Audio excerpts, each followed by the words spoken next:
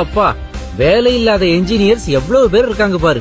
ஒரு Facebookல இருக்கிற குரூப்லயே இவ்வளவு பேர் இருக்காங்கன்னா அப்ப நாட்டுல எவ்வளவு பேர் இருப்பாங்க. சென்னையில் வேலை கிடைச்ச பார்த்தீங்கன்னா ஜாப் பண்ணதுங்க. ஆக்சுவலாக நானும் போயிருந்தேன். இது திருப்பதி கூட்டமா இந்த வேலைக்கு கூட்டமான்னு நிஜமா தெரிலங்க. அவ்வளோ கூட்டங்க. விவேக் சார் சொல்ற மாதிரி தெரிஞ்சே இன்ஜினியரிங் வேலையில் எத்தனை பேர், நான் இப்போ தெரியாமல் எத்தனை பேர் இருப்பாங்க தமிழ்நாட்டில். ரெண்டுமே இன்ஜினியர் ரொம்ப கஷ்டங்க. ஆனால் அதுக்குன்னு எல்லா இன்ஜினியரும் சொல்ல மாட்டாங்க. ஒரு சில இன்ஜினியரே படிச்சு முடிச்சுட்டு ஹை லெவலில் இருக்கவங்களா இருக்காங்க. ஒரு சிலர் படிச்சு முடிச்சுட்டு எந்த சம்மந்தமே நம்ம வேலையில் செய்கிறவங்களா இருக்காங்க. அந்த படத்துல காமிலாம் ஃபேக்குன்னு சொல்லுவாங்க. இன்ஜினியர் இருக்க படத்துல காமிதான் ரியலு. அது மட்டும் இல்ல, சரி அடிச்சு பிடிச்சி ஒரு வழியா உள்ள போயாச்சு. உள்ள போயிட்டு கம்பெனி கிட்ட போனா நம்ம செல்ஃப் இன்ட்ரடக்ஷன் தரணும்னு பார்த்தா அவங்க செல்ஃப் இன்ட்ரடக்ஷன் தராங்க அவங்க கம்பெனியை பத்தி. ஃபைனலாக எல்லா ரெஸ்யூமா வாங்கி வச்சுனாங்க.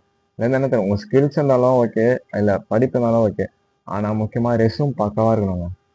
அந்த ரெஸ்யூமை ஃபில்டர் பண்ணி தாங்க அவங்க விடுறாங்களே.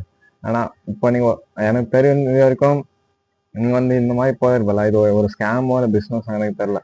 ஆனா இந்த மாதிரி போயிருப்பல, நீங்க ஒரு 10 கம்பெனி ஏறி இறங்கினா கூட உங்களுக்கு கன்ஃபார்ம் வேலை கிடைக்கும். ஆனா இவ்வளவு கூட்டத்துல நீங்க அந்த 10 கம்பெனிக்கு போனா வேலை கிடைக்குமான்னு எனக்கு சத்தியமா தெரியலங்க. அந்த வீடியோ பாக்குற எத்தனை பேர் இன்ஜினியர் படிச்சு முடிச்சுட்டு வேலை இல்லாம இருக்கேங்க, மறக்காம கமெண்ட் பண்ணுங்க.